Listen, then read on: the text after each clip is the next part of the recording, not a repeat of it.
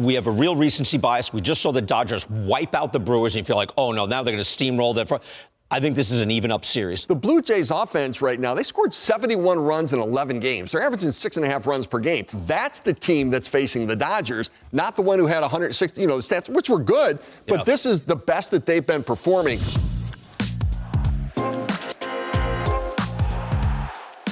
From MLB.com, this is the Morning Lineup Podcast. I'm your host, Mandy Bell. Today is Thursday, October 23rd, and we are in the home stretch. We've waited long enough. It's almost here. Tomorrow, the 2025 World Series will finally be underway between the Dodgers and the Blue Jays. We'll take a look at the top storylines going into the Fall Classic, and we'll get you updated with the latest managerial hirings for the teams who have already turned the page to 2026. As always, we will do it all in under 10 minutes. Let's get to it.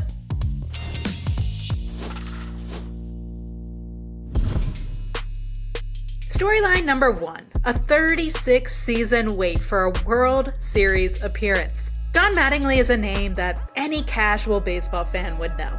During the 80s, he was one of the best players in Major League Baseball for one of the most prestigious teams in the game. He just happened to be with the Yankees during a stretch when they weren't necessarily playing like the typical Yankees. So 14 years of a playing career came and went. He started his coaching career in 2004. He was a manager from 2011 to 2022, and nothing. No matter where he went, he never found himself in the World Series. That is until now, as the Blue Jays bench coach Don Mattingly will finally take his place on the foul line for pregame introductions. He'll finally know the intensity of truly living and dying on every pitch. He may even know what it's like to hoist that coveted trophy in a week from now.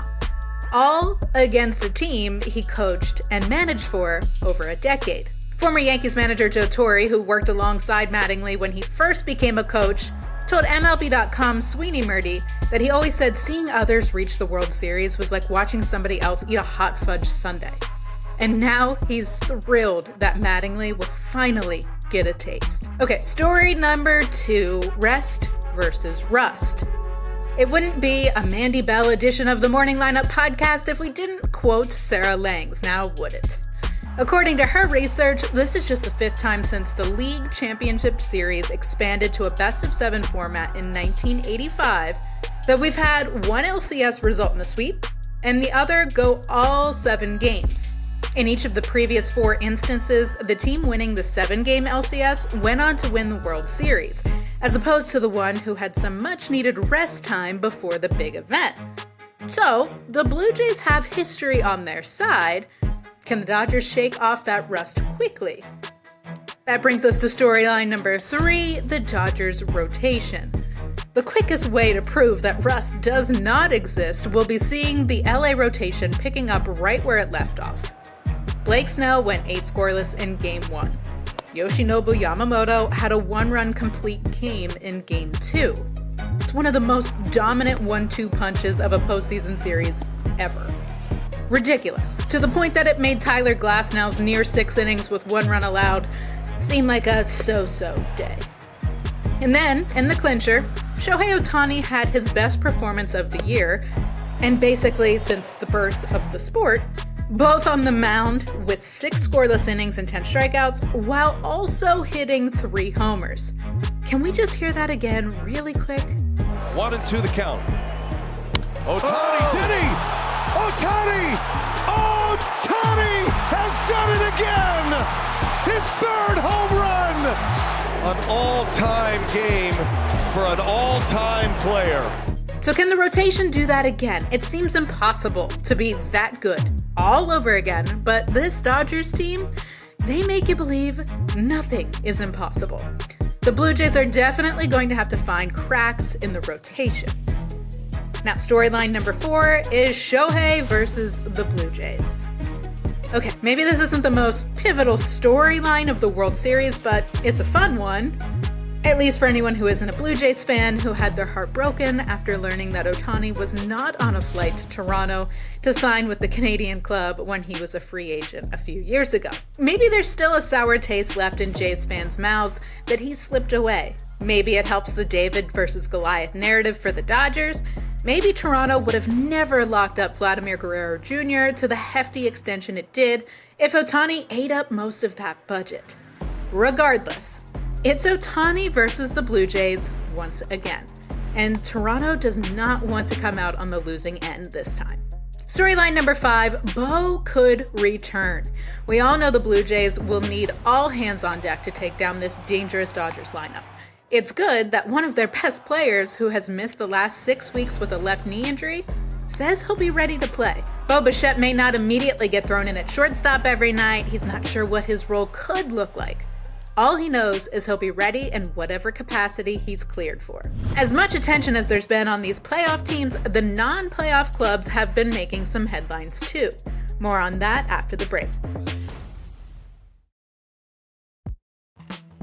Let's start with this unprecedented news. The Giants are set to hire the University of Tennessee head baseball coach Tony Vitello, yes, a collegiate coach, as their manager, as first reported by ESPN. Now, we've all heard of college coaches jumping from, let's say, the Big Ten to the NFL. In other sports, this is a little more common. In baseball, it's straight up unheard of. In fact, this will be the first time a college coach will serve as a major league manager with zero coaching experience at the professional level. But clearly, Giants president of baseball operations Buster Posey believes this decision is the right one. Vitello has created an unbelievable reputation at the University of Tennessee, transforming a relatively mediocre baseball program into a lethal one since he took the head coaching position in 2018. In 2024, his team won its first national championship, and it was their third men's college World Series appearance in 4 years. He's known to be an excellent recruiter with palpable energy and is simply one of the best coaches in college baseball. How will that translate to the majors? Who knows? But that's the fun part. The closest comparison we can make is Brewers manager Pat Murphy, who spent 25 years as a collegiate coach before moving into minor league coaching. Eric Hosmer talked about this comp on MLB Network. Pat Murphy is a guy I admire. I signed with him to go to Arizona State. One thing I admire about Murphy is college, minor leagues, big leagues. He's had success everywhere he's went. This San Francisco job, I mean, you're walking into a veteran group and you're coming straight from college. That's a big adjustment. 2 more managerial spots have been filled this month. On Tuesday, the Angels hired longtime MLB catcher Kurt Suzuki. Although he doesn't have any coaching experience or managing experience, he is quite familiar with the inner workings of a front office after serving as a special assistant to the general manager for the last 3 years with the Angels. He'd spent time with the team in spring training, visited minor league affiliates, and helped the team conduct exit interviews. Earlier this month, Skip Schumacher was named the manager of the Rangers. Schumacher had been a senior advisor to Texas's GM over the last year after he led a young Marlins club from 2023 to 2024, earning National League Manager of the Year honors in his first season. It's been a very active October for non-playoff teams, and it's only getting started. The Padres, Orioles, Twins, Braves, Rockies, and Nationals are all still looking to fill their managerial vacancies. And maybe one of the game's most legendary players, Albert Pujols, will find himself at the helm of one of these clubs.